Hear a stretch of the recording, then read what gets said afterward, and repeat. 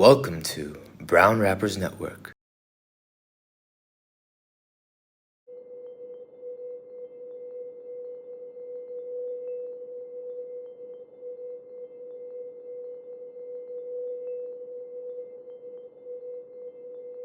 What's up, y'all?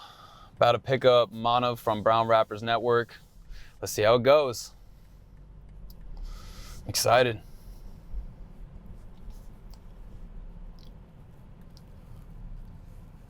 Oh, there he is.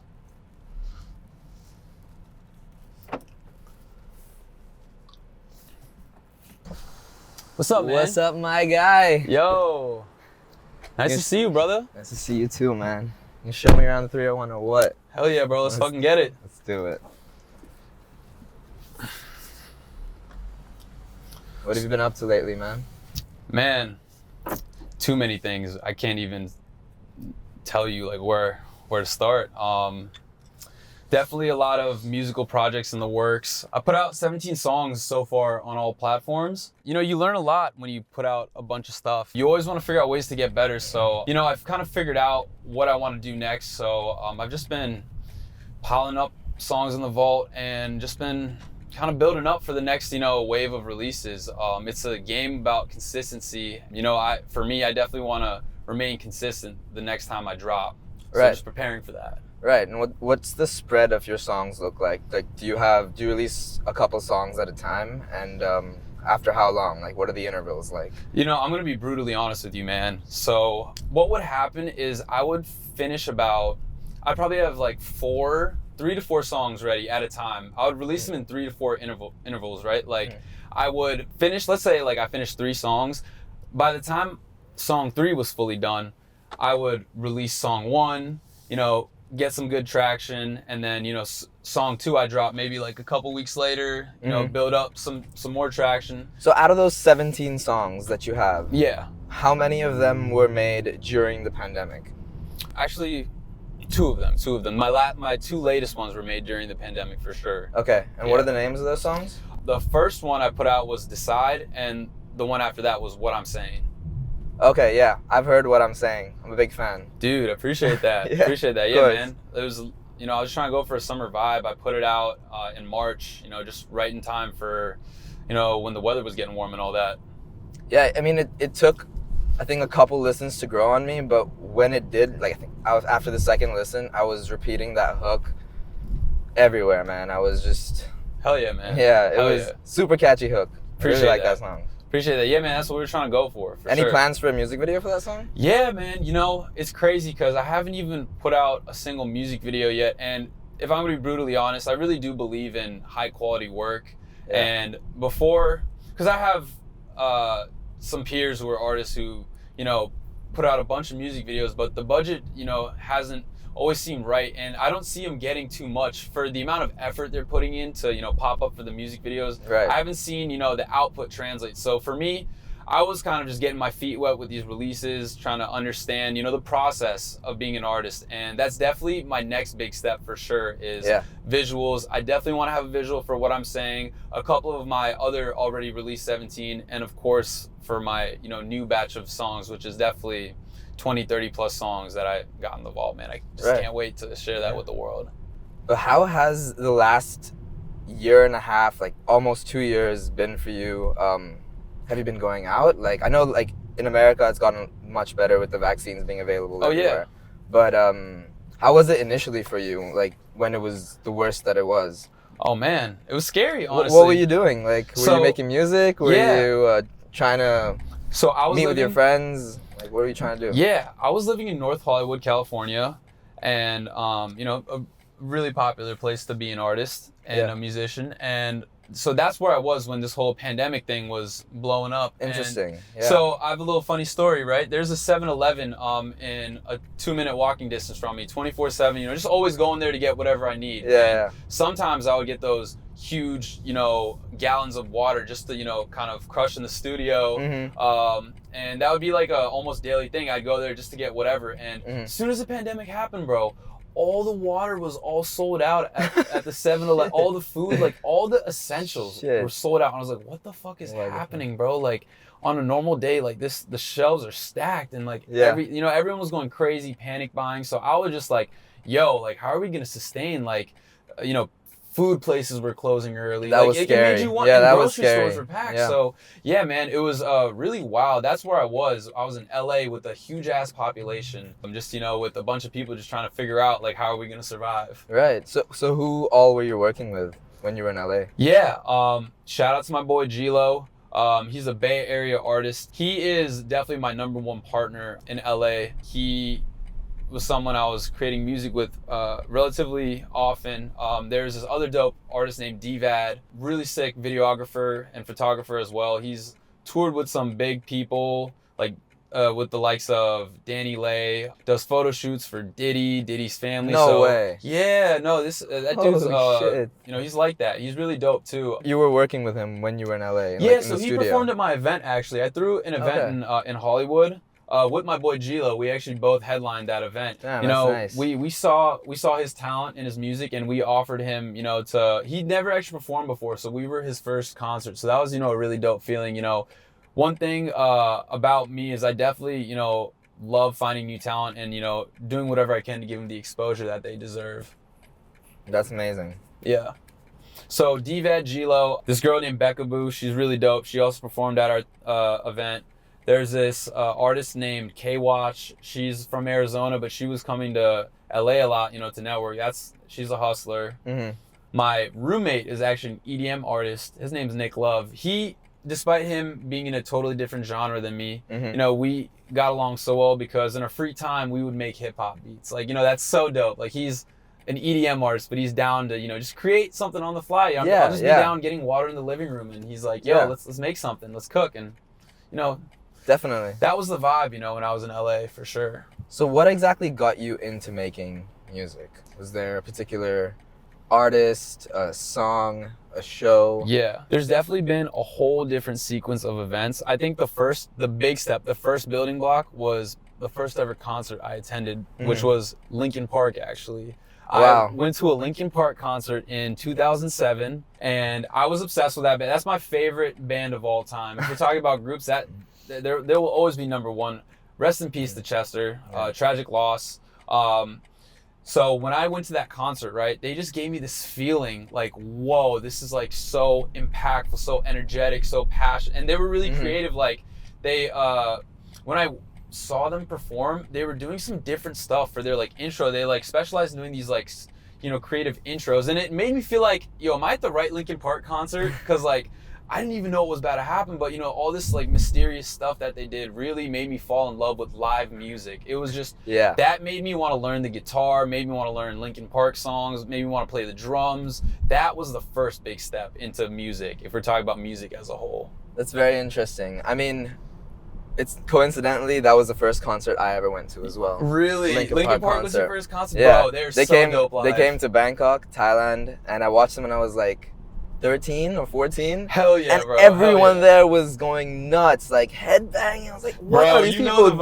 Man. Like, people be going crazy, bro. It's crazy. It was crazy. That's so dope. So you know what I'm talking about. Yeah, I know what you're talking about. Yeah. Yeah, holy shit. Yeah, they were the first ones for music for me. And then of course, my taste developed. I listened to a lot of different kinds of music, man. I outside of rock was definitely the first genre I really got into, but after that was actually definitely hip hop and rap and R&B and even pop and EDM. Like, I listed so many genres, but I love all that type of music. And I definitely had my phases, from that first concert up until today, with all those genres. And that's kind of my music is definitely a melting pot of all of those. Right.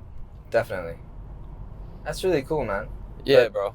So if I were to tell you to name your top 3 artists. So let's do it like this. Let's do top 3 hip hop artists. Top 3 hip hop artists. Let's do that. All right. That's fair. Top 3 hip hop artists. And this is like in order, like my first best, second best, third best. Yeah. Ooh, okay. Number 1, gotta give it to Drizzy Drake, Champagne Poppy. Okay. It's just undisputed because he does everything. He he can put out a song and he just caters to so many different crowds of people, and that inspires me to be like that because I don't stick to one thing. I love, like I told you, I love different styles of music. Yeah. He deserves that spot because he shows that, you know, you don't got to stay in one lane. You don't just have to rap. You don't just have to sing on your songs. You can mix it up. You could, you know, make it international, this, that. So he's number one. Number two, favorite all time. Have to give it to Kanye West, bro. Have to give it to Kanye West. Actually, no, I take that back. I'm gonna move him to third. I'm gonna say number two is Jay-Z because that was the first rapper that really made like banging music that I was like, okay, yeah, like this is lit. Yeah. You know, just because he's the OG. He's definitely the first OG for me. Sure. I've never been able to take Kanye and Jay-Z off of my top 5. It's hard. It's so hard. And there's probably so many more deserving names that, you know, deserve to be in that list, but you know, like you said, it's hard. Dude, someone new who's like creeping up on the charts is Jack Harlow, man. Of course. He's definitely putting on. He's definitely putting on. I've been listening to his stuff for 3 months straight, like just him, just one artist. Yeah. For 3 months straight. I mean, for the majority of the time. Right. It's just he has so much music from so many different periods of his life, like when he was in school, high school, like middle school, high school. Then he didn't go to university. He decided to do music full time, like after high school. I think he spent 4 years to get What's Poppin', but oh yeah, man. He's been at it for a while. I knew who he was way before he popped off. Funny story. When I was just really getting my music out there, I got on this really popular Spotify playlist, and at the time I was so hyped because it's like, yo, I'm on this dope Spotify playlist. But I'm looking at all the names, and I see Jack Harlow, and I'm like, oh shit. And you know, I listen to it, I'm like, oh wow, like this guy's really good. All these artists are good. Like I consider them on my level, and I mean that's a conversation for later. Yeah. But it was a really talented pool of artists, and I discovered him there. So I agree with you, man. He's all over the place. He deserves it. For sure, man. So yeah, Drake, Jay-Z number 2, and I want to say so many, but it has to be Kanye West number 3. All right. It has to be those 3, man. Those are my 3 all-time rappers. Drake, Jay-Z, and Kanye. Yeah. Not bad at all. Yeah. Drake doesn't make it to my top 5, bro. Really? Yeah. Okay, so how come? So I grew up in Bangkok where the culture was mostly EDM for like the most part of it. Sure. And most of my height, like I think in my junior year and senior year was when I really started listening to rap, but nobody else did. And I started listening to songs that inspired me lyrically, but like more spoken. Like I think I wasn't into the melodies as much back then. I just didn't understand them that much, but just lyrically, Mac Miller and R.I.P. Yeah, man, Mac Miller killed it. He inspired me to start writing about anything, really, just about life as a kid. And that's where it began. Like I started writing about stories about my life as a kid. Hell yeah. That's when I started writing.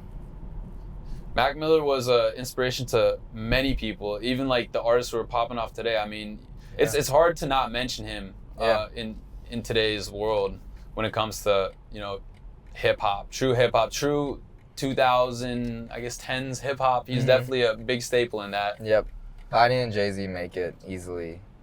I think J. Cole and Eminem are also up there. Yeah, if you made me do a top 10, they would. I was debating Eminem for my number 3 spot. Gotta give it to Kanye. He's a producer. You know, he's just he's overall, you know, kind of everywhere. But Eminem is definitely. So is J. Cole though. Yeah. Oh yeah, he's definitely top 10. Yeah. He's actually a little lower on my list, but he makes it to the top 10. I put Kendrick Lamar over J. Cole. Okay. Yeah. No. Kendrick Lamar is also.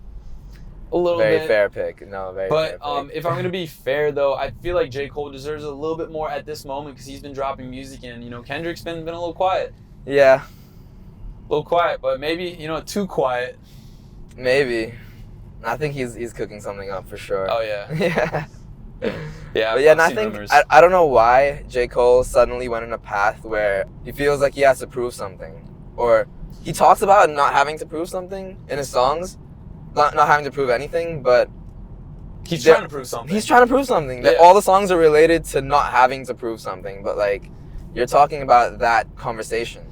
Which is why I kind of feel like his value's slightly diminished because if you remember in like, you know, early to mid 2010s, he was like hot. Like him, Drake, and Kendrick were like, you know, the top 3 at that time, I believe. Yeah. You know, ever since he kind of went in that lane, it kind of seemed like he was like demanding respect almost in a way. Yeah. And this is I'm saying all this respectfully, like to the legendary Cole. Of course, yeah. But yeah, I see what you're saying. But he slid in that lane with an amazing album. With For sure. With KOD, right? That was an That's when he started talking about like, yo, like, I don't care what any generation says about me. Like, I've made it. Like, I hope I've bought my mom a house. Like, I hope you'll be able to do that. Yeah. You know, not spend your money on jewelry and all that shit. So when he slid in that lane with that album, it was legendary. That goated him for me. With KOD, that goated him for me. And then he came out with like a couple more albums, and I was just like, it's not great. It's not great. I feel you. It's good, but it's not great. No, I totally hear that, bro. Totally hear that. So where are we right now? Yeah, man. So we're actually around a mall that I used to go to growing up, and I still do, obviously. Montgomery Mall. This is kind of like the Moco Mall area. We're definitely about to pass it. But yeah, man, you know, this is where I came up. This is where I would get food with my friends, family, go shopping, just hang out after school. We're actually about to pass it. I'll definitely get you a good view of it. But yeah, this is my mall, man. This is where, like, you know, actually, I'll tell you this. Are you familiar with Logic, the rapper? Yeah, of course. So Logic is also from the 301. He's he's a Maryland rapper. He actually grew up 15 minutes away from me out here. I knew him when he was a local rapper. Before he was a international, nationwide artist, Logic was out here grinding, and he would literally do free hangouts / meetups at this mall right here. Logic would just on his What Facebook. mall is this? Montgomery Mall. Montgomery Mall, bro. On Facebook, like back when we would, you know, keep up with everything on Facebook. I'm talking like 2011-ish, like literally 2011, like early 2010s. Mm-hmm. He would make a Facebook status saying, "Yo, what's up? I'm gonna be at Montgomery Mall later today. Let's hang out." Yeah. You know? And casual, bro. Like Logic was chilling there. So you've met him. I did not take on that opportunity. I'm not gonna lie, bro. Oh, man. At the time, no way. So he was kind of popping. He had a really good song out here around that time that people were definitely, you know, catching on to. But what song was that? It was called "All I Do."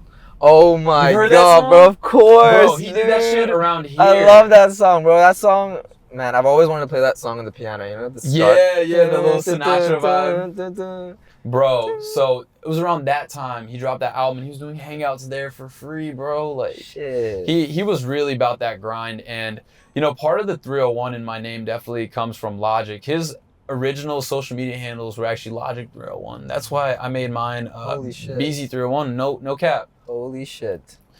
Yeah, you know, man. my Facebook profile picture is a picture with Logic. Really? You met him? Yeah, I'll show you. That's so sick, brother. I actually organized an event for him. Really? Through Penn State's Moving On. It's Penn State's annual music festival. I'm familiar. So I was part of the group that organized Mick Jenkins, Dea, and Logic to come through. That's so perform. sick. So unfortunately, Logic didn't get to perform because there was a thunderstorm. So we got Mick Jenkins and Dea, but then, dude, you should have seen us in the room. All of us with our heads down, we're like, fuck. Can't believe Logic didn't perform. Did you tell him like, I'm so fucking mad, like you can't perform? Dude, dude, all I said was, man, you were gone for a minute, but you're back now.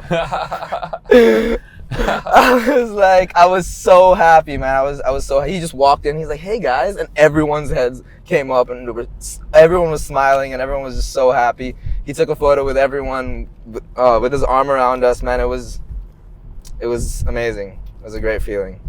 Like, I'll show you when we get a stop, I'll show you the profile picture. For sure. Homies in the back. Do try to get shots of the mall if you can. Yeah, I'm shooting across. My boy, I'm definitely gonna Yui and try to get you another angle as well. Yo, check this out.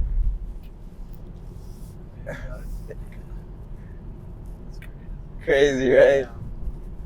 Look at that. Holy shit, bro. That's Bobby in the flesh. That's Bobby, bro.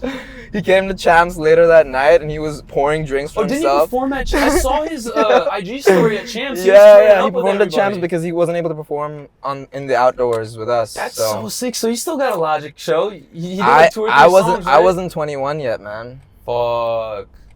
So I was there at the site taking everything down to like 2-3 in the morning. That's wild, bro. I mean, hey man, work. But we gotta meet him, man. We gotta meet him, man. That's sick, man. Yeah, Logic is a legend in this area for sure. he's really like my example. He's That's awesome. when we talk about, and I know we'll probably talk about this later, but when we talk about some of my biggest influences as to why I've like, you know, wanted to pursue being an artist so seriously, he is one of those influences because he showed me you can make it out of this area. And this area doesn't really brew artists, you know, like that. Anything is possible from anywhere. You can come from anywhere as long as you have, you know, the heart to make it happen, you know, it'll happen. But, you know, to see someone who grew up locally, who was grinding locally, and now they're like an international sensation, you know, that just, you know, proves to you that it doesn't matter where you come from as long as you got the grind.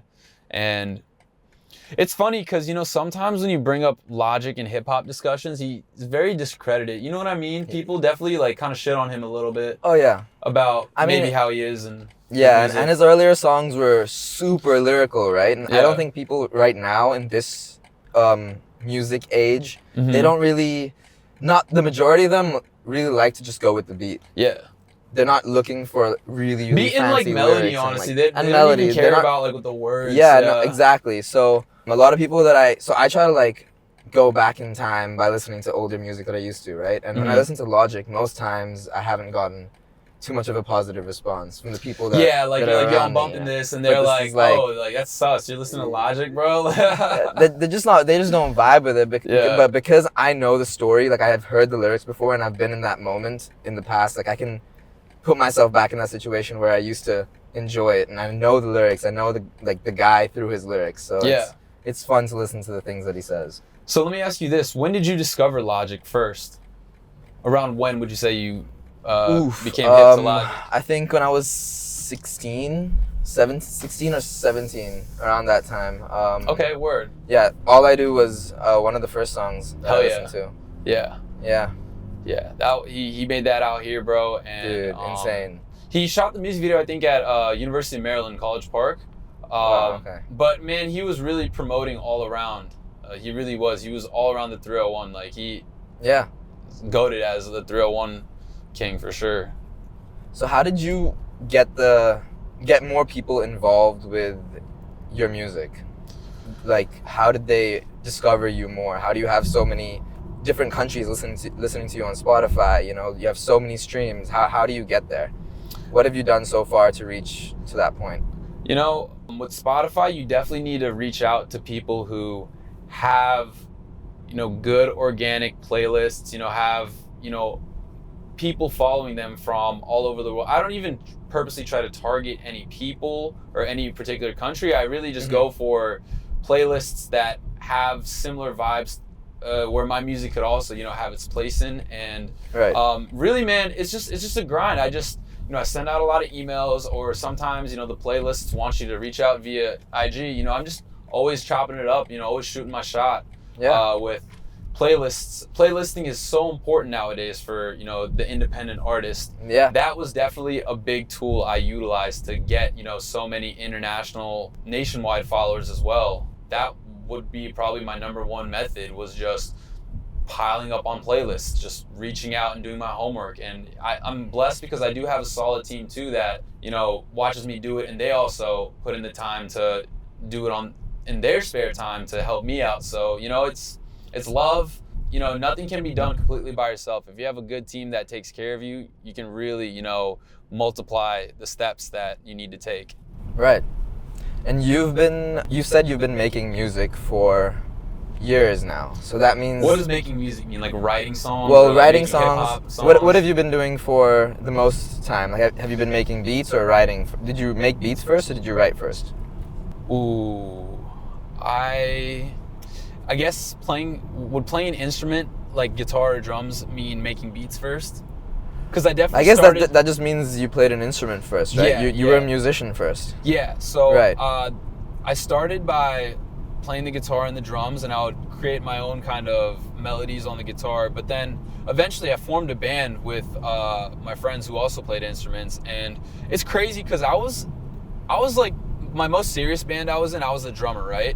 And being the drummer, I was so, you know, in love with the, you know, art that I would play guitar in my spare time, come up with like an original guitar part, right? And I would pretty much start writing songs for my band and I'd show it to him at band practice. So I'd write like a guitar part, teach it to my guitarist. I would even write lyrics to it. I'd teach it to my singer, and that's when I got my first, experience with writing songs. I was really writing for other people, like my singers and stuff, teaching them how to do it. I had a vision. I would teach it to others. Yeah. But that's where it started, in the band scene. So it's been since like 2007, 2008. I've been writing, producing. Okay, so what about your period in college? Like, what about the time that you had in college? Were you making music then, or were there other things that you were trying to focus on?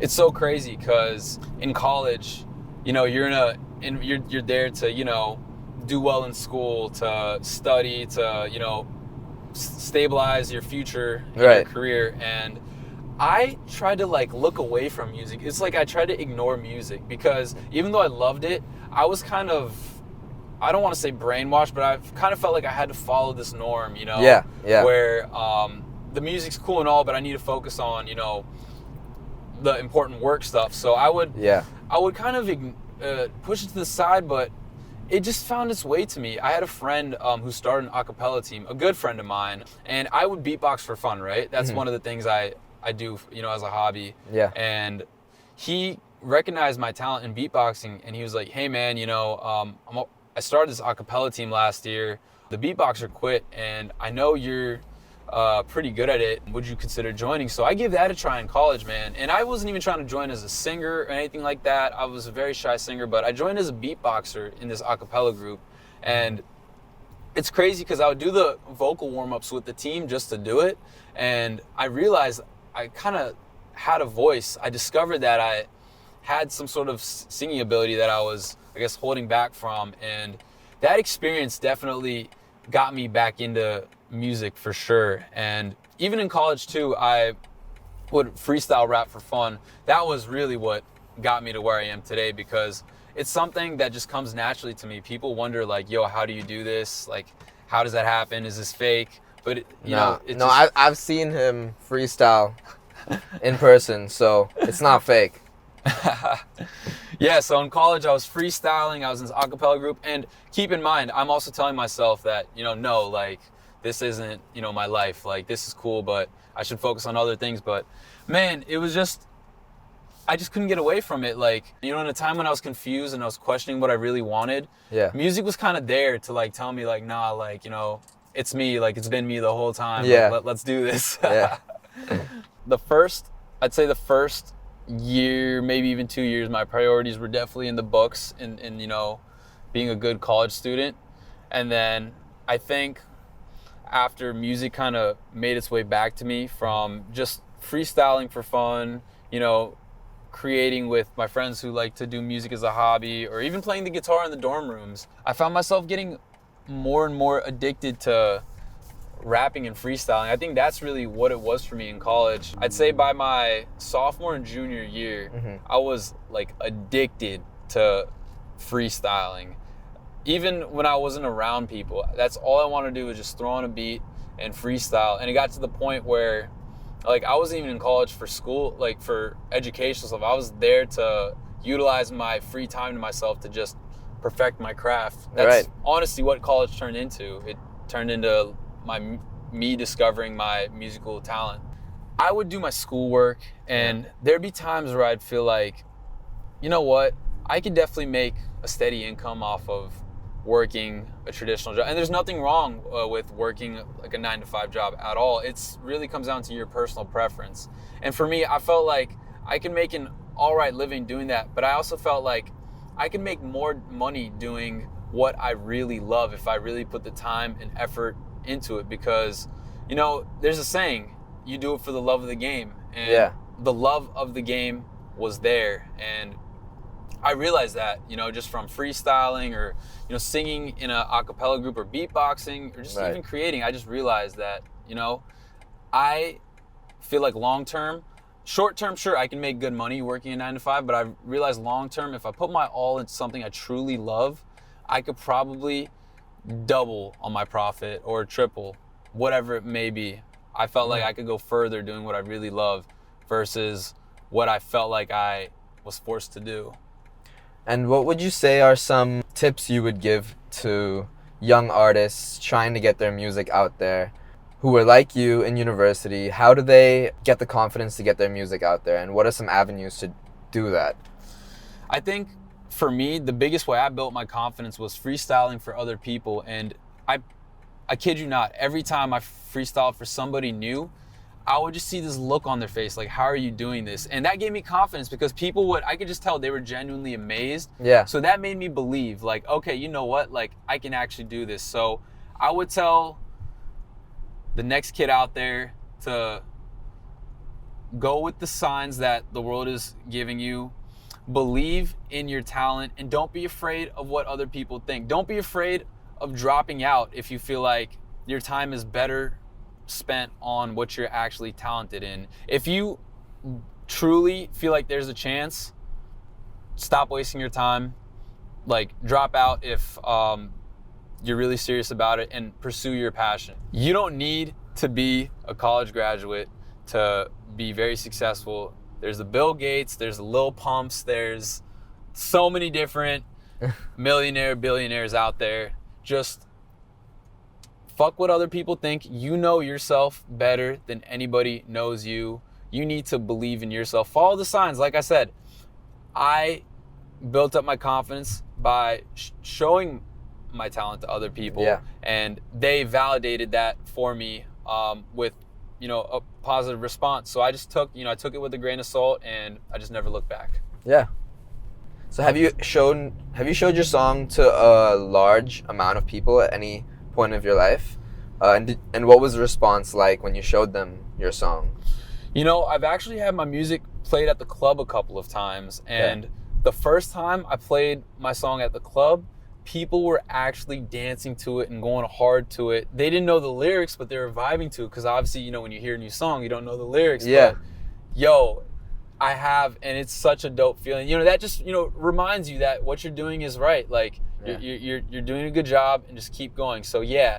And even with live shows, I've performed for around 100 people before.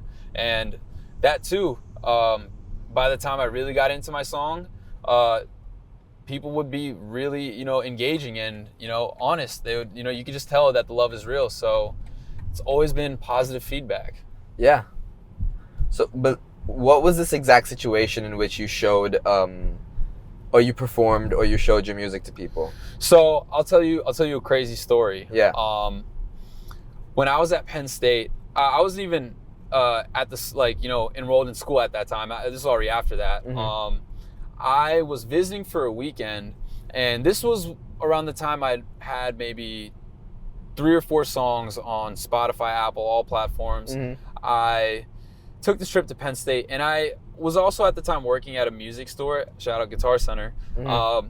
I learned that DJs on their turntables, there's a USB drive input. So I realized that if you have a USB drive with you, you could literally have your songs on there and give it to a DJ, and they could actually play your song. And now if they told you they couldn't, they're just lying to you. They're just capping because they don't want to play your song. But pretty much what happened was I was at Penn State with some of my friends. They were all, rocking with BEEZY301. And I was like, yo, listen, I really want to try to get my music played in the club. I got this flash drive. I'm going to need everyone's help. I'm going to need y'all to just, try to convince the DJ that I'm like that, and that the song is definitely playable at the club. So anyways, we go to the basement, pretty dope spot. Which was formerly Indigo. I know it as Indigo. Yeah. Indigo was the shit. But now it's the basement, and it was the basement when I went there. Okay. So I pull up to the basement with my boys and girls, and we just go up to the DJ. They're all like, yo, you gotta play a song. They're all telling him this before I even speak to him. And then I speak to him like, yo, what's up, bro? Yeah, I'm an artist. I'm really serious. I've been doing it for a while. I have this flash drive with a couple of songs. I think Drip Drip would be a really good fit for this. You can definitely listen to it in the headphones before you play it and decide if it's a good fit. But it would really mean a lot, if you'd consider that. So he was skeptical, but he was like, all right, I'll take a listen. So I give him the flash drive. He listens to it in the headphones while he's DJing his set, right? And later on, I'm just, being patient. he plays that Migos Cardi song that goes like, came through dripping. And right after that, he plays my song Drip Drip. Sick. Sick ass transition, bro. Sick. And the club was going crazy, bro. I literally have a video of that. If anybody goes on my Instagram, if you click on Drip Drip, it's on my story highlights. Towards the end, there's the moment where he played Drip Drip and people were dancing to it. And it was just a really good experience. So after, the fact, I went up to him, I spoke to him, and he was just like, yo, by the way, I produce beats too. I'll definitely send you some sometime. Let me get your IG. So I was like, yeah, for sure, cool. I'll definitely tap in with you. But at that time, I never physically met a producer in person who made good beats that catered to my style. I'm pretty picky for the most part about my beats. Right. So he told me he would send me some beats in a couple of months from now, and I just thought whatever of it. I was like, whatever, we had a good vibe. Yeah. Who knows if you're really gonna hit me up. So, I get his IG. He tells me he'll tap in with me in a couple of months, in like 3 months. So I was just like, all right, whatever. Mm-hmm. I never physically met a producer like that who, had beats that I really liked. So I just thought whatever of it, maybe he will, maybe he won't. But what's funny is a couple months later, he actually DMs me on IG. He says, yo, been listening to your songs that you gave me on your flash drive. I think I have some beats that might fit your style. So I'm just like, yeah, cool, send them over. I give him my email. Skeptical because, of course, producers always try to email me beats, and they almost never, ever are the ones that I want to make music to, or at least release music to. So I check them out. So crazy. He sent me 4 beats. All of them were a BEEZY type beat. BEEZY type beats. They were all BEEZY301 type beats, bro. And this one beat that I really loved, I immediately started writing to it. Like, literally wrote lyrics, went to the studio. I think the day of, too. I booked a studio session with my former engineer, Keys on the Beat. Shout out to him. And just grinded the song out. Literally was at the studio from, we started in the evening, and I didn't leave the booth till 6 a.m. It was that late. Damn. And, that song turned out to be On Lock, which is now out on all platforms. But that beat pack that he sent me had On Lock in it. And ever since he sent me those beats and we made that song together, I was just like, yo, bro, keep sending me beats. And he kept sending me beats. It got to a point where he would literally tailor fit them to my style. He would chop them up for me the way I wanted them to be, or he'd, do certain melodies that I would, think of.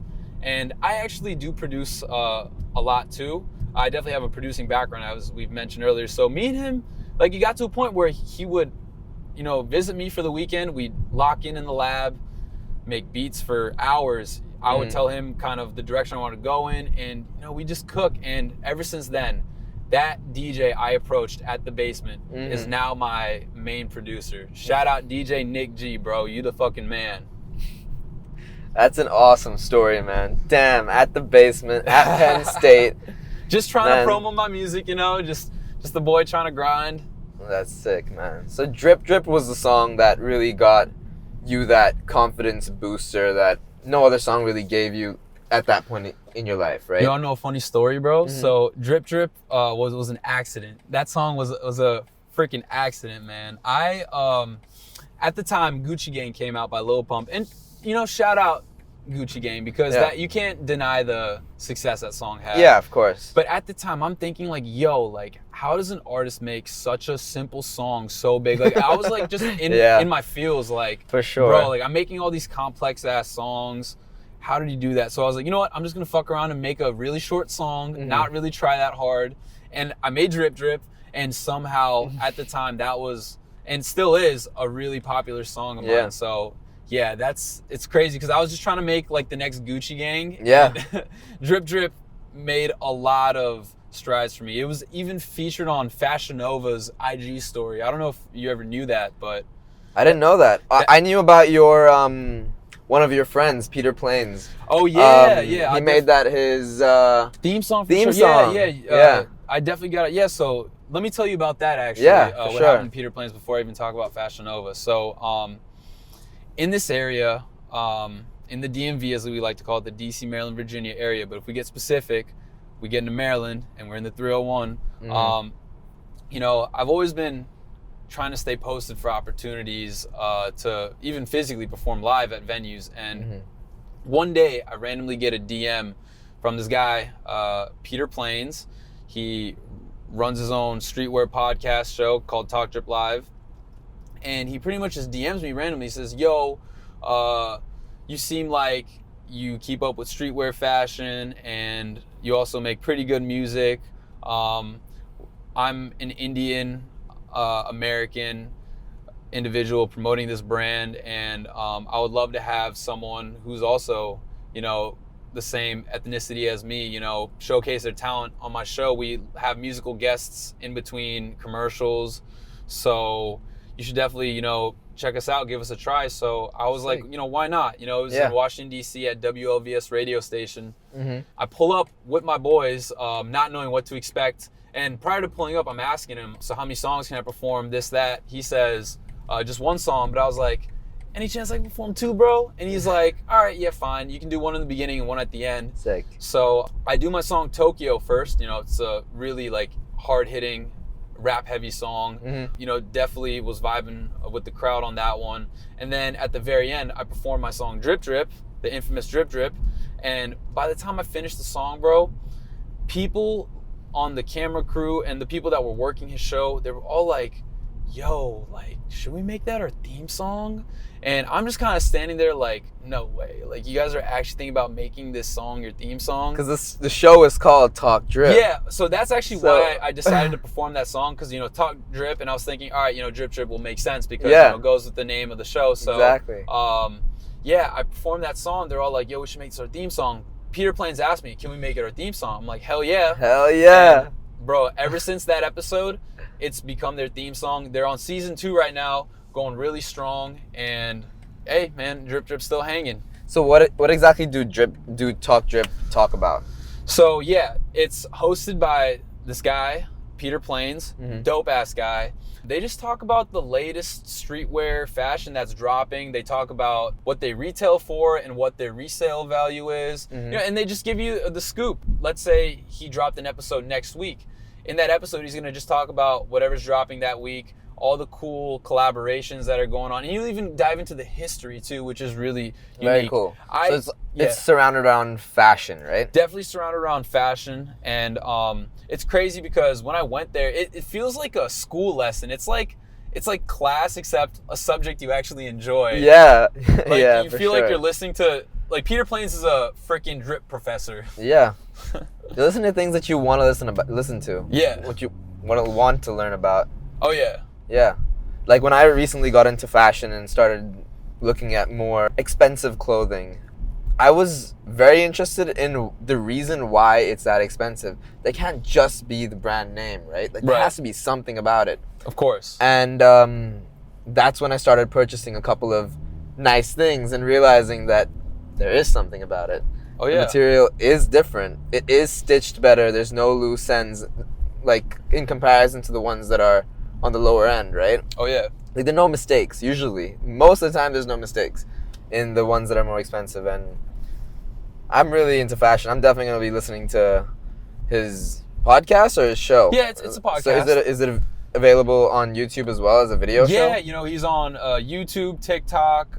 Originally, it was an in-person live show, which was also still broadcasted live online. But because of the pandemic, he definitely moved on to, you know, more internet-based marketing. So he's definitely, you know, doing the show, you know, through the comfort of his home and just pumping out content. It's very available on Instagram, TikTok, all platforms. Nice. Definitely follow at PD Pessimist, and we'll definitely, you know, put that handle in the subtitles. Sure.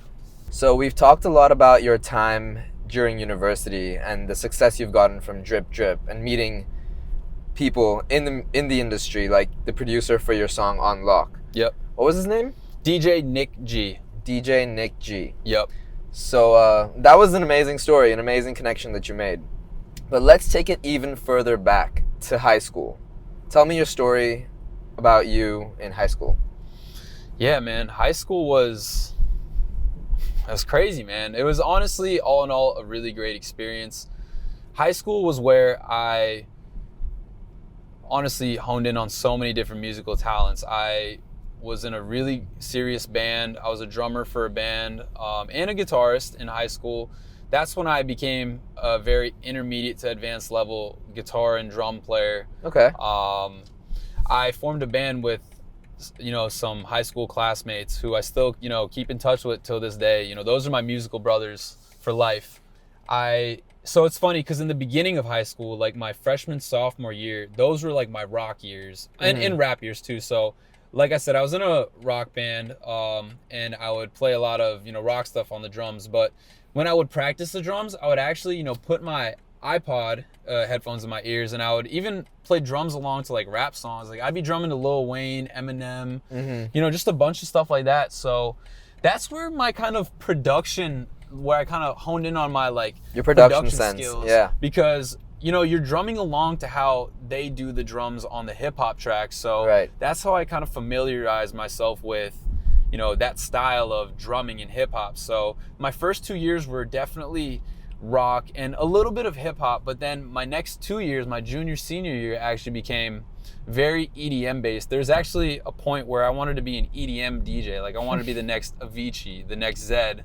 And I was definitely dabbling with it. I was learning that's when I learned actually how to produce, was through EDM music. So that was a while back. So you've been producing music, like you've had the skills to produce music from a while back. Yeah, since high school. Yeah, since high school.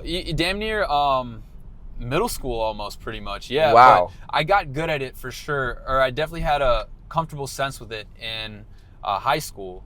Okay. So yeah, I downloaded this software, Ableton. That's where I learned how to make EDM music and just overall produce, digital stuff. So just through that experience of trying to create EDM music, I took that over to hip hop music when I really got into rapping and freestyling. And I just, from the drum patterns I would play on the drums over those hip hop songs, I would just transfer that over to, the DAW programs.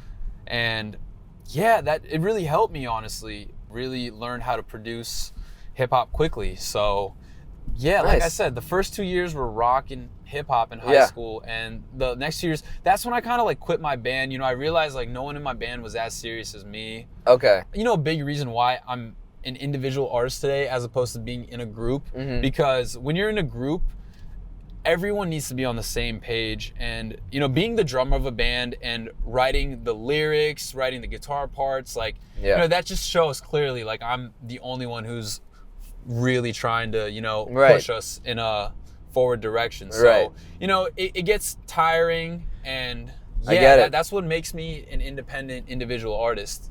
I get it. Yeah, I've been an individual artist as well, and that's probably the reason I don't have too much of my stuff out there yet. A team makes it a lot more, a lot more efficient, For sure. there's a lot of skills that can be taken, that can be combined for one project rather than you doing everything and learning how to do everything yourself. Yeah. I mean, I think you want to get to that stage where you can do everything by yourself, just so that when you have a team, you can still be able to do something when someone's not able to do it. Of course. It's always good to be ready. Yeah, it's always good to be ready, for sure. Tell me a bit about your band. So whereabouts would you guys practice? So we'd actually practice at my house, and the reason being was because I was the only one who had a drum set. It's pretty hard to, move a drum set. It's a pretty... it's a lot of equipment, so we would do it at my house mostly. My bassist did have a drum set, but his wasn't as big as mine. He had a smaller drum set, which is fine. When life gives you lemons, you make lemonade. But mostly at my house. We would practice on the weekends. We'd practice on Saturday for like 3 hours. We would cover songs and we'd write our own original songs. Some bands that we would cover are Blink-182, Rise Against. They didn't want to cover Linkin Park, unfortunately. I really want to do a Linkin Park song. They didn't want to do Linkin Park. Damn. Wait, so are we around your high school? Yeah, right this is Winston Churchill High School. This is where I came up. Wow. This is where I would literally sit right there with my boys and we'd talk about music. We would talk about our band practice. We would play like the songs on our iPods for each other, like around there. Like right in the front of the school. Yeah, like where those benches are. Yeah. We would definitely be just chilling there at lunchtime, just, you know, having a band meeting, honestly. Yeah. It's crazy, man. The journey is just so humbling.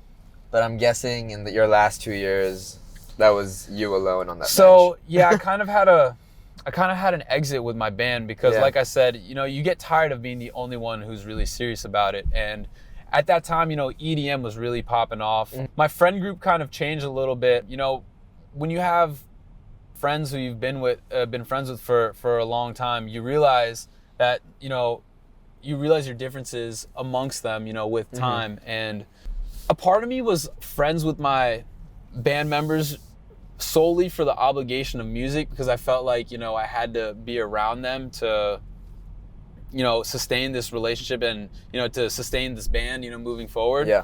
Because there was a lot of things I didn't have in common with them. Music was the biggest thing, but, you know, at the end of the day, you do got to take care of yourself and you do want to mentally be happy. Like, I personally, I'm into sports. I like basketball, soccer. Same. You know, I couldn't really talk to them about that, but there was a different group of friends that, you know, also liked music, but also liked those things. So I started hanging out with a newer group of friends around junior year, senior year, and that's when we kind of took on EDM together. We would just, you know, that's when we really started to rage, was with the EDM scene. And that's what inspired me to be an EDM artist, and that's what got me into music production, for sure. You're talking about how you wanted to be the next Avicii, right? At one point. I actually watched, this is a fun fact, I actually watched Avicii's last concert. No ever. way. His last concert ever. R.I.P., bro. And it was an Ultra Festival concert in Ultra's Bangkok, the move. Thailand. That's so dope, man. I'm Dude, so jealous of that experience. Dope. And he actually announced that this was going to be his last concert ever. And we've watched his last concert ever. I can't believe it. Dude, you've been to some sick concerts. You've seen Been to Avicii, some sick you've concerts, seen dude. Kanye at the Life of Pablo. You saw Linkin Park as your first concert, bro. Dude. I'm jealous, man. Weeknd, J. Cole, Post Malone. It's a Hall of Fame, bro. Bro. It's a whole Hall of Fame No, lineup. like we discussed, man, music always found its way back Yeah. to us, you know? Yeah. With me joining Penn State, I had no idea all these artists were going to come specifically to Penn State for their tour. Yeah. Penn State really Penn State's takes care of their students, man. They really look man. out. As an artist, it was a blessing, man. They had artists coming there specifically on their tours Yeah. to Penn State. Are you going to show me something over there? Oh, yeah. So, I mean, so if you see that Churchill Bulldogs, you know, Yeah. the Bulldog was our mascot. That would be, you know, where the soccer games and the football games we played. Football Fridays were pretty big. That was definitely, you know, the vibe. You know, on a Friday night around 7, a lot of school spirit. Yeah. You know, the school would be chilling there. The away team would be on that side, you know, and we'd be talking shit, bro. We'd really be talking shit. It was a fun vibe overall, man. Yeah. You know, that's just what the life was. It would be, Fridays would be, you know, for football games, and then Saturdays would be for the band. Sundays would be for the family, and more alone times I work on my music. So, Yeah. you know, that was kind of my background growing up. That's, you know, definitely my high school experience in terms of music and just... Sounds you know, quite pleasant, man. Like, I mean, you had a group, and then you found your own way, Yeah. and you had a fun time in university, and you had another group that helped you become something that you wanted to be. Yeah.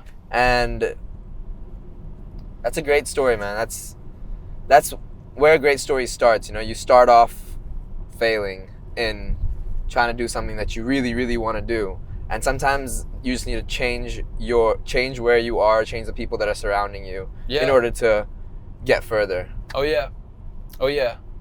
I can't define how I've gotten to this point in one story. I know I've told you a lot of stories, but really all those stories were all building blocks to how I got to where I am today. Yeah. It's really crazy because, you know, one of those stories for anybody could be just all they needed to fully be into music. And I tried to look away for so long, man, to the point where I just can't. Like, you know, I'm just can't. It's me. It's in me. Yeah.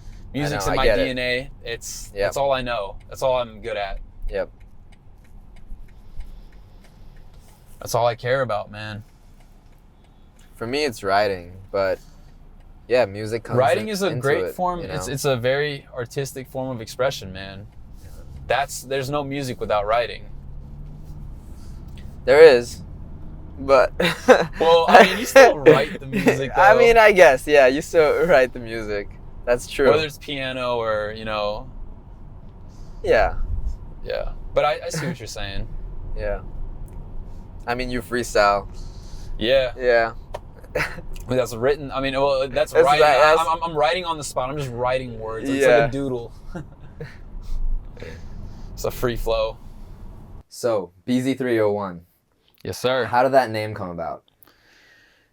Wow. So my real name, my birth name is Kabir. And when I started freestyling for fun, my boys would joke around and, call me KuhBeezy, just like as a little, rapper name. Yeah. So I'd go by KuhBeezy from Kabir. And it just got to a point where when I kept doing it, I kind of dropped the K off and made it Beezy, for short. Mm-hmm. And when I started to really make music, I realized there's so many other Beezys out there that, it'd be hard. If I met someone and they want to look me up, they'd have to go through such a long list to get to my music. So I went through that when I was looking you up. I was so like, you already seen the yo, issue where with is Beezy? trying to be Yeah. Beezy. So ironically, my IG handle was already BEEZY301 before I even decided to be an artist, ironically. Okay. So, I thought about it, and 301 really means a lot to me. It symbolizes Maryland, and it's really just, my home, my identity, my come up. So I just thought BEEZY301 would be perfect because, first of all, that was already my IG handle before, and it just made sense. It's easy. You can just type in BEEZY301 and you go right to me. So that's how BEEZY301 came about. And they call this area the 301. Yeah. Because it's the telephone code, right? Yeah, it's it's the area code. Yeah, Area the first code. 3 of my phone number is It's 301. 301. That's very cool, man. Yeah, the ladies got to figure out the rest. They got to figure out the next 7. Yeah. So growing up in the 301, in the DMV area, in fact, DC, Maryland, Virginia area. Correct. As a brown rapper, did you find that you were able to fit in to the culture here easily, or were there some bumps along the way? That's a great question, man. To be honest, growing up as an Indian American in the DMV area, first and foremost, this area is so diverse, and I'm really grateful for it because I've been able to tap in with so many people of different ethnicities and cultures. But being a brown rapper in this area has been a little difficult at times because, coming from that Indian background, there aren't very many artists who come from an Indian heritage. And when I decided to make that maneuver out here in this area, a lot of people, they don't take me seriously because they've never seen that before. Yeah. So I feel like from the musical aspect, it's been hard. But growing up here, just as a normal person, even though it's a diverse area, you still go through the prejudice and stereotypes at times. And I felt like in that regard, I've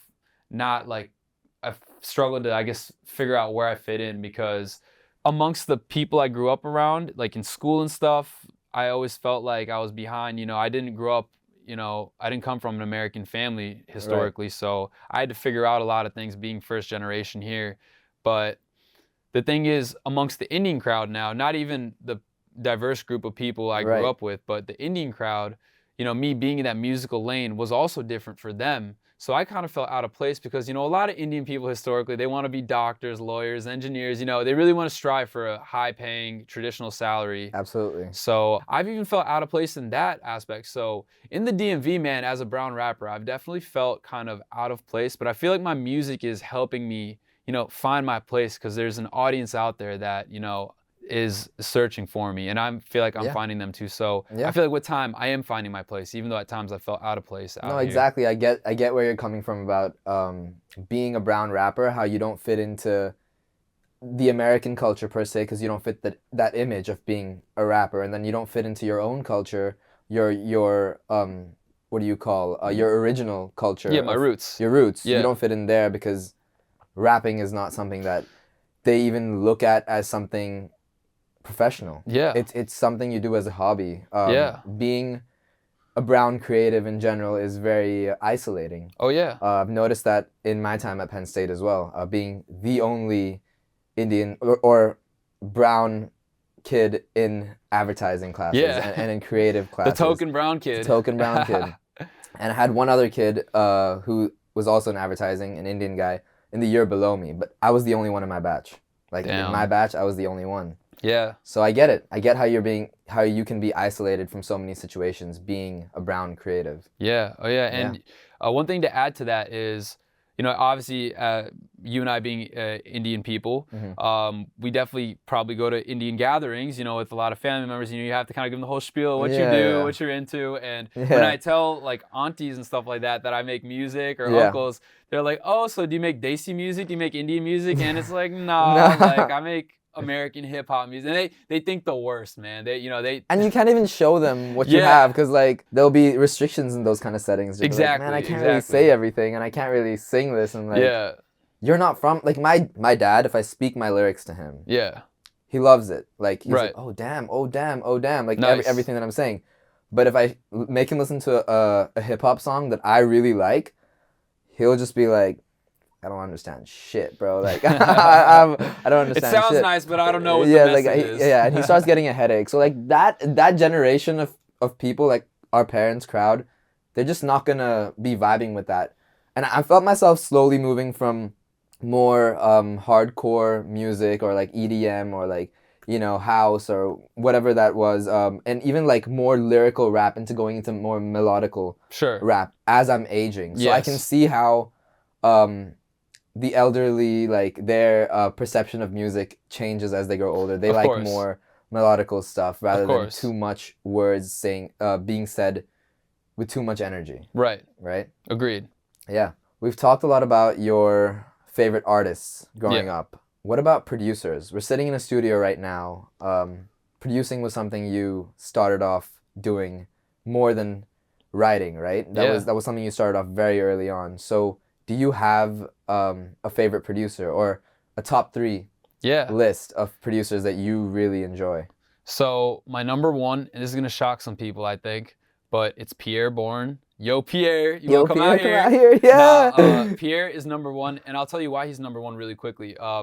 He changed the game, bro. He's made 808s so much more bouncier in, you know, these modern hip hop tracks. And not only that, I mean, we're talking about producers here, but he's even a dope artist too on top of his production. But his producing style is my favorite. I definitely try to incorporate that in my song. Even when I produce my producer, DJ Nick G, he tries to go the traditional 808 pattern way, but I'm like, nah, we gotta sauce some Pierre in here, you know? Like, so Pierre's number one. Amazing melodies with amazing 808s. Number one is Pierre. Number 2, Metro Boomin. Metro Boomin. Want some more? Yeah, bro. You already know. If Young Metro don't trust you, bro. But nah, seriously, Metro, I mean, bro, he's just certified hit maker. He placement game is really strong. You know, he's in the scene. He can do anything. He's really hot. I mean, bro, you already know. No words for Metro. And then third one, bro, that one's tough, but I don't know if this is his name, but that Turbo guy, Run It Back Turbo? Yeah, that dude. He makes some hard-ass beats, bro. Dude. So those 3 are definitely, you know, I really go by consistency and stuff that I hear. Like, if I hear a producer tag a lot, like, you just kind of earn yourself a point in my producer ranking for songs that I like. So for sure. And those he has such catchy, like, what do you call it? What do you call that, like, slogan that they have before? Yeah, it's a producer tag. Producer tag. Yeah, a beat tag. Yeah. Producer tags. Like, yeah, all 3 of them fire tags. Like you're ready to get hype as soon as you listen to that tag. You're like, yep, let's go. Yep. Sick. Yeah, Pierre, Metro, Turbo. All right, nice. So we've heard a lot about the music that you listen to, your tastes, the artists that you really like, the producers that you're really fond of. Let's talk more about you and your music. One of my favorite songs of yours is What I'm Saying. And with that catchy hook, with the relevant lyrics, I feel like I know it's going to be something that's going to be trending this summer. And I'm going to push for it, for sure. Like, I'm going to get the word out there to everyone that this is a song to listen to. You will not be wasting your time. And to keep listening to a lot of the stuff that you put out. But you told me that you wrote this song a while before you released it, which was this summer.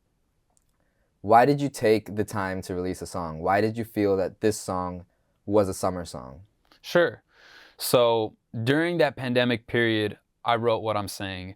And before I wrote What I'm Saying, I was kind of fucked up over just all my plans I had pre-pandemic, just being ruined because I'd really, foreshadowed them for 3 months. And I was going through a dry period of writer's block, I guess. I was writing songs, but I wasn't really in love with anything. So, I was praying to God, like, very often, saying that, I know you, when things are dry, you usually bless me with a really good song. So, whenever you do that next, I'll be ready for it. So one day I was just going through beats on YouTube. I heard that What I'm Saying beat produced by Dak, sick ass producer, by the way. And the first thing that came to my mind was like, she don't bring it back, and then like kind of mumbled the rest of it, filled it up with lyrics. And I made the song, right? But I made it in like September, October, like in the fall, cold time. And just listening to the vibe of it, it's like, yo, this is such a summer vibe. Like I kind of missed the bus. Like, why didn't I write this song in like, like May or something? So I had that song, and that was only one really good song I'd written at the time because I had writer's block. So I was like, even if I put this out now, I don't really have anything dope to follow up with it. So it just didn't feel right. The timing didn't feel right. And then, summer was approaching, and I don't know, I just found myself re-listening to the song. I kind of, got back in that What I'm Saying zone. So I was like, you know what, this is the time. I know people are going to like it. The world is going back to normal. Like everyone's eager to, find their summer boo, just go out, have a good time with the boys. Yeah, exactly. So it just felt right, man. That's really what it was. It was just about the timing and feeling right. The wintertime didn't sit right with me when I made it. All right. So can you just give us a little bit of a spill of the lyrics in that song? Yeah, for sure. So I say, she gonna bring it back. She gonna show me how she do it with an ass like that. She gonna make my ass pursue it. Whole lot of cash, but I ain't never blew it. If you know what I'm saying, So that first half of the hook. Yeah. I'm saying she gonna bring it back. So pretty much like, you can picture yourself on a beach listening to that song. Yeah, and I can picture myself outside, seeing someone who is really beautiful. But like not just beautiful, it's not just the looks, but like even on the inside, a really dope person. And we're just kind of vibing, and like she likes me for me. She doesn't like me for the material or whatever, like that kind of materialistic stuff I can offer her. She likes me for me, so she's gonna bring me back. She's gonna show me, she's gonna vibe with me. And she's gonna vibe me so hard that she's gonna make me want her. Like she's gonna make me want to pursue it. Whole lot of cash, as in like I really try not to waste my money on someone who's trying to run me for my money. So it's it's just a relatable lyric for me, saying like, listen, like I don't be trying to waste my time, balling out on girls who aren't really about me. So if you are about me, like I'm gonna make it rain. If you're with me, I got you. Yeah, for sure. Only if you're with me though. So that's kind of the overall vibe of the song, but that's what really went into the hook. That's what I was really trying to embody when I made that song. So was there any inspiration behind the lyrics of the songs, or was it just the beat that brought those lyrics out? It was the beat for sure. It wasn't even like a time where we were going out, you know what I mean? I was just envisioning kind of the future. I was just envisioning like this pretend scenario. But it's crazy because I say it's pretend, but nowadays I can really relate to that song. I can actually relate it to a personal experience. So it's just wild how music works, Very cool. Writing. Yeah, no. Yeah. Great song. I'm also a big fan of Incognito, by the way. Yes, sir. Slept on. Very slept on. Very slept on. Well, they're like 30 views on SoundCloud, bro? 30 listens? Yeah, I mean, we don't, be pushing on SoundCloud. But, it's steady on Spotify. But I feel, that's one of my favorite songs of yours. For sure. Lyrically, it was everything about being an artist and knowing that you're an artist. Yeah. But not trying to show that side of you to everyone else because they just don't get it, basically, right? Yeah. That's what I understood from it. What was your thought process behind Incognito? Yeah, so in this song, like I start off by saying, now they don't know where I came from. I knew I've been nice since day one. Used to go hold back, ain't say none. Humble shit, that's where I came from. When I'm saying, now they don't know where I came from, it was just pretty much me letting people know that so I knew Incognito wasn't going to be like my best song, but I knew if you cop the feel for any of my music, you'd make my way over to that song. It's like, if you like this BEEZY301 song and you want to check out more, you're gonna make your way over to this song. And this is a song that tells you, like, if you're wondering where I came from, like now you know. Like Yeah. I'm a guy that I believe like, you know, when my time does come, I'm gonna come out of nowhere and people are gonna wonder why. And that song is gonna tell you why. It's gonna have that answer for you. Very cool, yeah. Well, that song, I listened to it before I came over to meet you guys today. I was like, wow. I appreciate it, man. Appreciate it. I love it. I don't love it as much as other people love it. I mean, it's a dope song. It definitely felt like something I had to get off my chest, but you know, it means a lot. That makes me want to push it more. Yeah, for sure. Definitely, there's always things you can add when you're trying to re-release a song. For sure. Even just marketing, like it's fine. It can be fine the way it is. You know, you know, maybe trying to push it out more to the masses. Yeah. Yeah. The next thing I wanted to talk to you about was another song of yours called Pop It. Another very catchy chorus, something anyone could really vibe to, very widely relatable. But I wanted to know, what is your personal experience or your personal inspiration for the song? Wow, well, I have another interesting backstory for this one. It was me and my boy Tommy. Shout out to Tommy, amazing manager, amazing homeboy. One of our hobbies sometimes when we're bored is just to make just songs for fun. We don't even try that hard, just have something to vibe to. So one day I had him over. He'd already been helping me record a bunch of songs. So I was like, bro, you're always helping me. Like, let's try to write you a song. Right. So we go on YouTube. I find a beat that he likes, and I'm kind of helping him write it a little bit. So one thing about my boy Tommy is he definitely has like certain phrases that are like just kind of him. And one word or phrase that popped out to me was pop it. It just seemed like Tommy would like that phrase, pop it. He's shown me other songs of his, and it's been kind of similar to that, kind of vibe. So I was just like, all right, let's try this. I'm just, coming up with a hook from like, pop it, all of them bitches gonna drop it. Like we started there, right? And so he hops on the mic. He does it like 8 to 10 times, and he's not really feeling it. He's not really, I guess, fully seeing my vision for it, which is totally okay. Yeah. So I step on the mic. I'm like, here, I'll show you what I'm trying to get you to do. So I hop on the mic. I do it, right? And he's like, yo, that sounds really hard, bro. Like, you really killed that. You should, honestly, this should be your song. Like, you keep this. And I was just like, I wasn't even tripping. I was like, damn, like, all right. Like, we were trying to make you a song, but, yeah, let's go. So we found this YouTube beat, right? And I made this pop it hook over it. But the beat kind of got a little bit weird. It was a random YouTube producer who made it. And I didn't like the structure of it. I didn't think I could build like a fully properly structured song with a good storyline to it. So after I wrote the hook, I took it to my producer, DJ Nick G. I told him the vision. I sent, Nick G, the G. I sent him the hook. I told him the vision. I told him, listen, like, this original beat just kind of goes off the rails. I want to, have a short verse, go back into the hook again, another short verse, and end it with the hook, make it catchy, type of thing. So he tailor fit it to my style. And like I said, I already had the hook down first. And once he gave me the verses, I'd already been living in LA at the time. So from there, I kind of tied it into my personal experiences from how I had just moved from Maryland, how I started in Maryland, and how I just moved to LA, and, tied those into the verses and connected it to, make it a perfectly crafted song with a nice structure to it. So that's how Pop It happened. Nice. So you both wrote it together then? Yeah, essentially. He definitely was the backbone of the structure when it came down to my verses and the storytelling in the song. Yeah. Nice. So can you just take us through some of the lyrics and explain how they related to your personal experiences? Yeah. So, I mean, me personally, I definitely... I love to party. I don't party all the time. Definitely not as much as my younger days when I go hard. But I still got it in me. The savage is still there at times. It starts off, pop it, all of them bitches gonna drop it.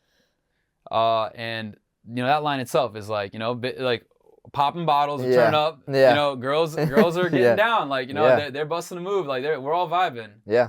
And then just cop it. All of my bitches go shopping. It's like if we're turned, like I've. That's a vibe, you're feeling good. I'll take a special girl shopping, so it's it's just like that. It's just it's a very upbeat, fun. It's like who cares about rules, type of vibe. Yeah. And then there's another part that's like, just stop it. All of my haters keep talking. All of my haters keep talking. All of my haters, and it's just like, stop it, bro. Just stop the hate. Like we in a good vibe. Like just cut that out. Like we don't need that.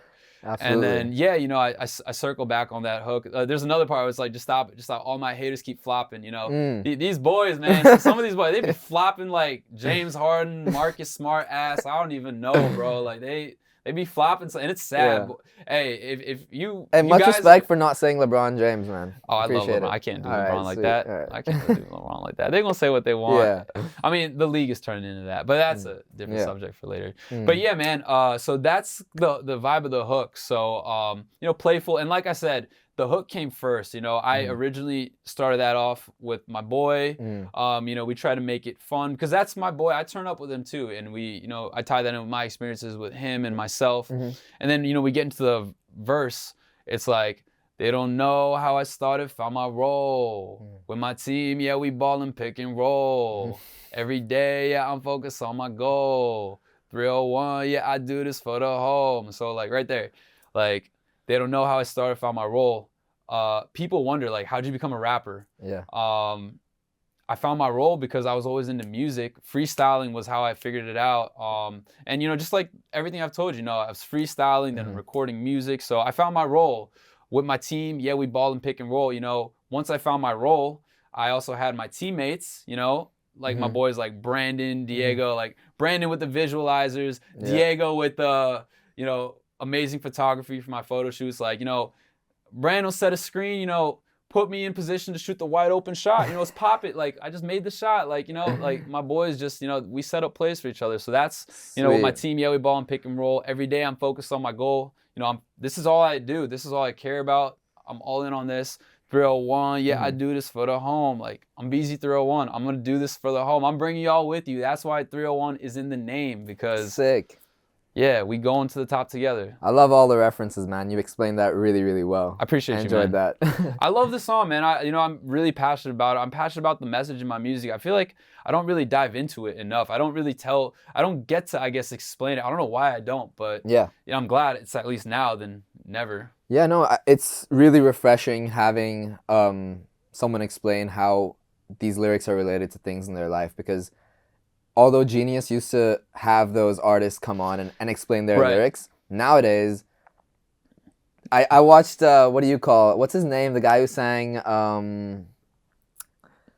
Lil Tecca? Yeah. Who Lil sang Tecca. Ransom? Oh, dude, I know what you like, where he lied about, like, you know. Dude, he lied about everything. Yeah, you know, and I don't like that stuff. I'm sorry, Lil Tecca. You got good melodies, bro, but why you got a rap cap, bro? Why you gotta say you're playing with guns in your songs, but you don't actually play with guns? Like, people will test you, like, bro. I wish we gotta get that video into this thing. Yeah, like, definitely gotta slip that so people know. People like, know what he capped everything. He said I was capping everything, like everything that he said. Yeah. I mean, he has when your song blows up, and, like, you know, you have to kind of come clean. Otherwise, people are gonna like, you know, for sure, they're gonna see you. Yeah, 100%. Yeah, but one thing for sure that I take pride in with my music is I try to keep it real. I try to keep it relatable, and you know, I try not to fake who I am. I really believe in authenticity and, you know, moving at your own pace. Right.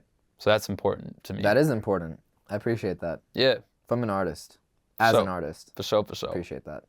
So what have you been up to as of late? What are some of the latest projects that you've been working on? I know what I'm saying must have taken up some time getting prepared for release. Yeah. But are there some other projects that you're getting excited about?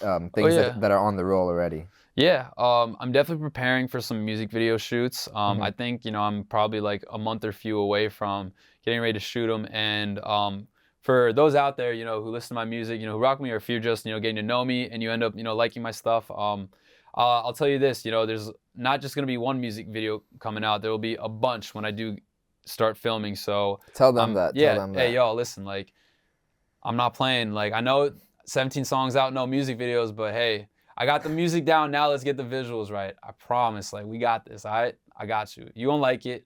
Thank you for, you know, riding with me and sticking along, or if you're just meeting me, welcome. It's never too late to be a part of the family, and hey, we gonna go up. Definitely going up. Yes, sirski. So, love it. Music videos, bro, no cap, 30 plus singles, like, probably more. I don't wanna, like, over or underestimate, but definitely. Why don't you give us a little teaser of the names of the songs that you're gonna release the fastest, like the earliest? Yeah, I could see Shorty. This song called Shorty. Shordie, for anyone wondering how it's spelled, because people spell Shorty differently. Mm-hmm. Shorty's gonna be one of them. I got this really upbeat song called 301. Have to, you know? Fuck yeah. Have to. Yeah. I got a song called Honesty, really powerful song, melodic as well. Memories in My Head, that's, you know, kind of dance hall-y, islandy. I think the ladies will love that song. Okay. I think the ladies will love, honestly, all these songs, but I think they'll probably resonate with that one a lot. Ooh, man, there's, like I said, I got 30. I can name you something. I got like What You Like. I got recent New York drill. That's me on some melodic New York drill. I'm like excited to, you know, show people how I do New York. All right. Definitely, yeah, recent Honesty, 301. Is You With Me? That one's gonna be a really dope one. And also, if you do follow me on IG, by the way, that's at BEEZY301. I know I'm talking big talk about all these singles, but I'm always posting snippets of stuff I'm working on. Like if you follow me and like you stay posted on my stories on a weekly basis, you will definitely hear snippets of my upcoming stuff. It's definitely next level. If you like my already stuff that I put out, I promise you the next stuff is, you know, a big level up. I've really been trying to just prepare myself for this, you know, next chapter. Yeah. Very cool. This studio is amazing. The equipment that I've seen here is incredible. I haven't seen anything quite like it before. This is the first time that I'm in a studio like this. Yeah. Really. I mean, we had a studio in school at Penn State. Yeah. Which was nice, but I mean, this is a studio. This is a proper home studio. How did you make all of this happen? I appreciate that, first of all, man. So when I made the decision to, you know, be a really serious artist, I was at first, of course, you know, going to my local studio, and while that was cool, while I was still getting work done, there'd be times when I would write a song and I want to hear how I sound before I, like, you know, fully, like, there'd be times, right? I'd write a song and then I'd pay for studio time, and it just didn't turn out what I envisioned it to be. So I would like, you know, kind of, it'd be a waste of time. It's like off the first take when I pull up the session, I just know like, oh shit, I'm not gonna be releasing this. And I'm obligated to be there for the hour, however many hours, you know, I'm paying for. So I didn't like having to kind of always rely on the studio. And that too, I'm very serious about my music, like very serious about the editing process. And I'm the type of guy to immediately go back and make revisions if I hear something off. And, you know, the studios just weren't on my time because they have to run their business. Yeah. So for me, I was just trying to plot, how can I, you know, make really good quality music on my own time? You know, my family definitely, you know, wasn't able to, like, didn't want to just get me a studio. And that's not a realistic thing to ask your family for. So I did some deep thinking and I was like, you know what? I'm going to get a job at a music store. So I applied to work for Guitar Center. Got a job there to work in sales. I mean, don't get me wrong. I wanted to get this equipment, but I also wanted to learn. You know, I wanted to enhance my learning of music, you know, equipment. My purpose there was to not just make money, but to also, you know, better my musical understanding. Yeah. So got a job there, worked there for a couple years, saved up my money. You know, I'm blessed that my family takes care of my living and, you know, my food expense. So all the money I made from working there, you know, I saved it to this gear. I used, you know, made use of my discounts and, you know, just piece by piece. This didn't happen overnight. It definitely started out with like, you know, one piece of equipment at a time. But that's how I got here, you know, through my job at Guitar Center, you know, through making that connection and, you know, just being locked in with how I was going to use my money. You know, I knew that having a studio is a privilege and a blessing. So that's really what it was. I got a job at Guitar Center and made the most out of, you know, what I could. Very cool. So what kind of equipment do we have here? Do you want to take us through? Sure, yeah. So this is a Faderport 16 production controller. This just kind of navigates your levels on a track. You know, if you don't feel like manually clicking in, adjusting volume on like a certain vocal take, you can just do it right here. It's very hands-on, very easy. You can play and record through this. That's what that's for. This is a central station remote. This controls the main monitor. So for my speakers, I can control my volume through this. This is a MIDI keyboard, Akai MPK. Really good for producing. I use this whenever Classic, yeah. You know, if you're a producer, you already know. Yeah. Use that when I make beats. This, one of my MVPs, Apollo Twin by Universal Audio. It's my interface. It gives me all my plugins. Mm-hmm. It also controls my volume. It controls my vocal settings. It does a lot of different things. That is where the Beezy sound comes from. Like majority of the Beezy sound comes from this Apollo Twin. This Shelford channel right here, that is a vocal compressor. That hooks up into my microphone, and that just gives my my vocals through my microphone more clarity, more depth, more quality. And then the microphone I use is a Neumann U87. In my opinion, it's the second best microphone in the game, right behind the Sony C800G, I believe. 10K mic, so expensive. But this Neumann I use, very grateful for it. Gets the job done. Love how I sound on it.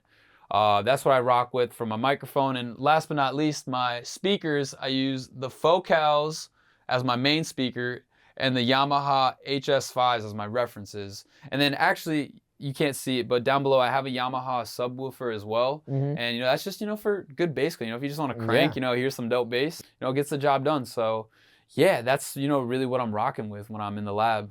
Nice.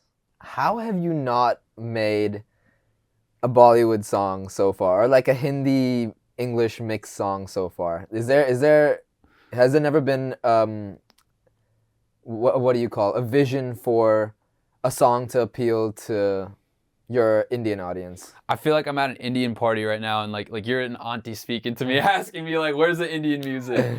Nah. That's a good question, man. Yeah. If I'm gonna keep it 100, growing up, and I've watched Indian movies, Bollywood movies. I've seen the classics. Don't worry. I definitely grew up very Americanized. Especially this area, I'm in, it's, just very culturally American area. Of course, my family has shown me, Indian songs, but I never really got down with it like that. I was always, into like mainstream American music. I was just into rock, rap. The music was cool, but I didn't even speak the language enough, I guess. Right. That's probably the biggest reason is, so I fully understand Hindi and Punjabi, and I can definitely, get around with it. I don't speak it enough to like really be like solidly fluent with it, but I have that background, and I think it's just because I don't really speak the language all that well. Yeah. I don't really. It just wasn't like my main thing. Like I can appreciate I can appreciate like Sidhu or like Mickey Singh, whoever is like popping in that crowd. No, I get it, man. Like I was just pulling your leg. Of course, like English hip hop is much. It is more world. What do you call? More accredited worldwide. Yeah. And Hindi hip hop or like Indian hip hop. It's very niche, It's very niche. I mean, it was very niche until like a couple of years ago, and now it's expanding. Of course. And there's so many Indians, bro. So much. Like calling it a niche is almost like incorrect because it's like almost not a niche. But Punjabi rappers, they're killing it. Of course, like, bro. I think it's something about their language that makes the rap sound really buttery smooth, and like even though it's hard, it goes really smooth. I agree. And there's just something about the way that they sing it and the way their language makes hip hop sound. Oh yeah. And it sounds really great. Especially on the trap beats nowadays, bro. Like it mixes pretty well, bro. Yeah. Like, that's like a good like gin and tonic mix, bro. Like I don't even know how to describe it. Like, but good mix. That's a good mix. Dope ass mix. I just don't, I just speak English way better than I speak those languages, and that's I think probably the main reason why. Right. Was there no one else of your ethnicity or your culture that wanted to collaborate with you who was able to write songs in Hindi or another Indian language? Yeah, actually, there's definitely this one homie, Inder. He's based out around Philly. He started music around the same time I did. We actually, because we started around the same time, we didn't know too many people, especially brown boys that were, trying to make music. And we were just like, yo, like you got your style, I got my style. Why don't we collab on a song? So he really loves The Weeknd, and I do too. But he loves him way more than me. I gotta give him that one. And we linked up on Weekend like in 2017 when I just started. We were both really young, and we've obviously gone our separate ways. Like he's evolved in his way, I've evolved in my way. Yeah. And we did make a dope song together. It was over the Low Life beat, which is obviously it's got a lot of copyright issues with that one. Yeah. But we did make a pretty dope song. I did my part in English, he did his part in Punjabi, and we made a little vibe. He didn't release it like that, but I thought, that was, I guess, the furthest I've gone in that, Bollywood kind of valley. It's not something that I want to go out of my way to do, but I will always, I feel like that's something I could, always kind of make my rounds to here and there if, the fit was right, the vision made sense. Yeah, we've added a new section to the BRN interviews, and you're the first one who's going to be taking part in it. Quite excited for it. It's a very well-known concept called a rapid fire, but on this show, it's going to be called the burn up. Okay. Just in relation to BRN, just put the U there to make it the burn up. That's we have a ratings thing like IMDb as well, where it's called the BRN Flames ratings. Okay. And we have like 4 different flames according to whether it sparks your interest, whether it's a fire song, whether it gets people moving and dancing, and whether it's just flames and like it's just undeniable. Undeniable. Yeah, I feel that. So we have something like that. So for this burn up round, you're gonna have to answer all these questions under a minute. And if we can't get through to them, you'll only be receiving 1 merchandise. Okay. But if you do get through to them, I'll give you the whole suitcase. Oh, you capping, bro. All right, so are you ready? Yeah, let's get it. All right. And your time starts now. Favorite fast food? In-N-Out. Favorite famous person? Drake. Something to accomplish in the next 5 years? Go on tour. Somewhere you've always wanted to go, but you haven't been? Mexico. Favorite TV show? I just finished watching Queen of the South, but okay, Queen of the South, Dave, and Workaholics. I like those ones. Dave is a great show. If you had a choice to work with J. Cole or Kanye, who would you want to work with? Ye? Yeah. BEEZY with Yeezy? Perfect. That was it. That was it for the rapid fire round. You finished that 14 seconds early, right? Yo, that was light awesome. Speed, Yo, bro. Here's a suitcase, man. Oh, here. You for real, brother? Yeah, oh, for real. God. All right. We're going to take good care of this one. Awesome. All right. Now, a little bit before the show, you were talking to me about how you've held back with marketing and putting yourself out there as a person and as an artist. What would you say it is about the Brown Rappers Network that made you feel that this was the time, the place, and the community that you wanted to kick off your public appearance with? Sure. So when I first made the decision, like, I'm going to for real do this, like, I'm going to be all in and serious about, being an artist and, trying to be successful, I told myself that I'm going to first figure out how to make good music. I don't know how long, that was going to take, but I told myself, I know it's going to take some years to, master this art of, making good music that people actually enjoy. And once I got to that point, then I will, I planned this like years in advance. I told myself, once the music's good, I'll, kind of open up more and just, let people know who I really am. Because one thing about me is I've always kind of been low key. I'm not shy like that, but I've just kind of been a private person a lot of the time growing up. And I think, being an artist, especially, putting in these years and releasing songs, I've definitely learned to open up a little bit more. I've definitely, like today compared to like a couple years ago, I'm definitely, much more confident, much more, outgoing and outspoken about it. But pretty much, I've definitely held back from the visual marketing, I guess, because sometimes, and I told you this earlier in one of the questions, I just feel like I don't fully know my like place, like where I really belong, because sometimes I feel like I'm divided in these different worlds, like I'm like kind of in the middle and I'm not like fully in one circle, right? That's been something that's made me feel like, I should, I guess, hold out until, I feel good, like the time feels right, like I guess when I'm comfortable with speaking to people. But when you approached me and told me that, Brown Rappers Network would be interested in, speaking with me and getting to know me, I felt like it was honestly a great opportunity because, this platform is focused on brown. I mean, it's in the name, brown rap. I'm a brown rapper. It's like, you can't visibly deny that. Yeah. And it just felt like it was a good time. I feel like I could speak to someone that could see, things through my lens, understand why I did what I did, why I do what I do. And to be honest, I've been itching to, just get it out there. And, I'm just grateful that this opportunity, came about, because who knows, maybe it would have taken much longer for me to give you the information I did today. And you got to start somewhere. I really hope that moving forward, I can really challenge myself to be, more visually out there, because, you know, the internet can be a really, you know, hurtful place. Not that I can't take a joke or like, you know, a zinger, like, come on, we strong, we built tough, but, you know, it could definitely, you know, hurt someone or even send the wrong impression. Like, you know, it could hurt your family or your friends. It could hurt those that care about you, even if it doesn't hurt you. And, you know, there's a lot of pressure that comes with it, but I feel like, you know, with you guys, it was just the right time to, you know, make this leap forward. So that's why I decided to, you know, make this approach today. That's awesome. I'm glad we were able to be that for you, man. For sure, man. I appreciate what you guys are doing. You know, I see the vision, and, you know, I'll always be behind y'all, man. I'm gonna definitely, you know, rep y'all for sure. Thank you so much, man. I appreciate that. Yes, sirski. And that's all we have for today, man. So I know you already have the whole suitcase of goodies, but there's one special one that we wanted to give you. The original BRN black T logo. Hey, that's tough, bro. That's tough. Hey, you know what? I got something for you too, bro. This is an original 301 hat. These have not been officially released, brother. These will be coming soon, but you know, I'll treat this as a jersey swap at the end of the match, yo. Like, this is. Thank you so much, man. Yeah, man. Appreciate See you. Appreciate it, yo. There we go. Woo! There we go. History. We'll yeah, man. Appreciate you. Yeah, man. I appreciate you too, man. Thank you so much.